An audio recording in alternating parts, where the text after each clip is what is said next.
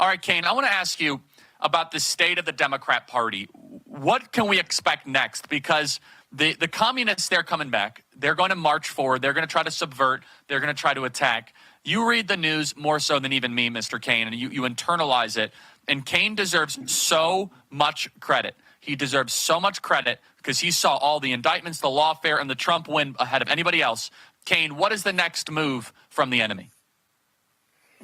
Yeah, those are kind words, Charlie. I wanted to add from my previous answer before I get to the Democrat Party.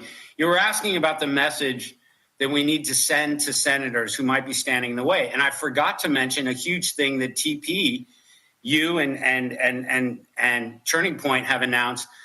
I want people to be prepared. Charlie talked about the biggest outside tour that Turning Point has ever done to put pressure in red states on senators who might be thinking about voting against Trump nominees. So I want certain senators to keep that in mind, that what Turning Point has been able to build, and as well as your TV show and War Room and Citizen Free Press and all of the conservative ecosystem, we've been able to build an army of our own activists, in a sense. And it's not the same old Republican Party. And if you don't do what President Trump wants, then we're going to put this army into action, and we're going to make your life and your job difficult. So I want these Republican senators to remember that. So as we look at the Democrat Party, if you wanted to add something there, you can interrupt me. But no, keep going. As we look at the Democrat Party, there's a story near the top of the stack today where Kamala is already telling her staff not to stray too far, because she's not ruling out a run again in 2028, where again she will probably be the first candidate removed after or to drop out after the Iowa primary. People probably remember it was the great irony of Kamala being installed in the post-Biden coup, is that she was the first, actually the least popular Democrat candidate. But she's telling her staff, don't stray far. I may still run again. And if not, I may run to replace Gavin Newsom as governor of California. And that would be obviously delicious irony, especially if he were to become the Democrat nominee in 2028.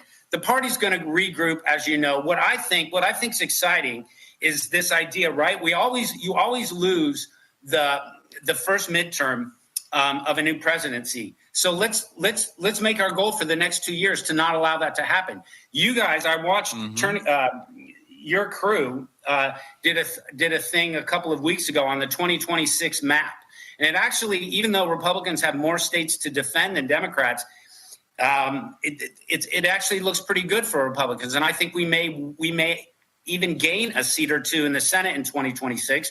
The House will be a battle. It's not as bad as people think, actually. It's not as bad as people think. It really isn't. Because of the gains we made in 2024, Senator Daines is saying that we very well might control the Senate for a decade. And that would be fantastic. I mean, imagine taking our lead from 53 to 55 next time. So the battle will probably be in the House. But I think, you and I we're both sports guys. We like goals. We like to work towards something. And so I'd like us to work towards not losing the House and gaining more in the House, so that Trump's second 2 years can be a continuation of the blitzkrieg of these first 2 years. But kind of wrapping up your question, it's likely Shapiro or Gavin Newsom. Those names sort of rise to the top. The Democrat Party is not dead. We only won by 1% or 2% in all these swing states, and we won because of turnout. Let's not forget, this was sort of a validation of everything that Turning Point worked on, and getting, outsourcing the RNC, not handling the get out the vote efforts, and pushing that off on outside organizations like TP. And we came through, Charlie. You did it. People don't really understand. In fact, I've never really even talked to you about this, but your butt was on the line to a certain extent in this election. You had made some, with your youthful Midwest energy, you made some big promises, and brother, you delivered. Turning Point delivered. We did this. Scott Pressler delivered. We did. I'll throw it back with that. The Democrats can recoup all they want. That's go ahead. Right. Well, we're out of time, Kane, and you had our back 100%. And the whole ecosystem of media doubted us, and they were setting us up for failure. Turns out we shocked the world. And by the way, where are all the exposing stories of Kamala Harris's fake ground game? Oh, it doesn't exist. Got it.